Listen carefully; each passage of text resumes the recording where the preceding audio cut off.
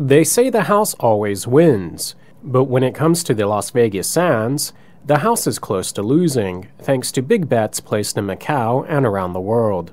In recent years, the Sands companies have borrowed $8.8 billion to fund aggressive expansion on the Cotai Strip in Macau and other casino projects in markets such as Singapore.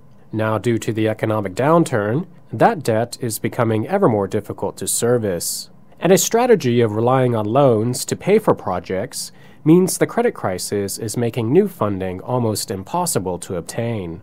You could say that luck has dealt Chairman Sheldon Adelson a bad hand, or he simply hasn't played his cards right.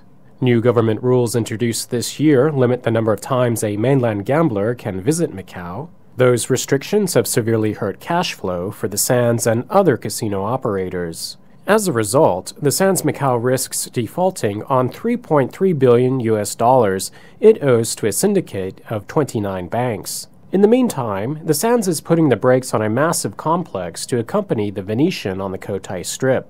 11,000 construction workers from Hong Kong, the mainland, and Macau are now out of work. This phase of the Cotai project was set to cost $3.3 billion, of which $1.2 billion has already been spent. As his troubles mount, Mr. Adelson is doubling down his efforts. The Sands announced yesterday it hopes to borrow as much as $2 billion in fresh loans. Other options include selling the recently opened Four Seasons Macau or the adjacent shopping mall. Mr. Adelson also aims to raise funds via a new stock sale. He hopes to raise $1.6 billion through the sale of new shares, and he's backing that up with more than $500 million in cash from his own pocket. That measure will be highly dilutive for a stock that was nearly $140 per share last year, but now trades at just over $5.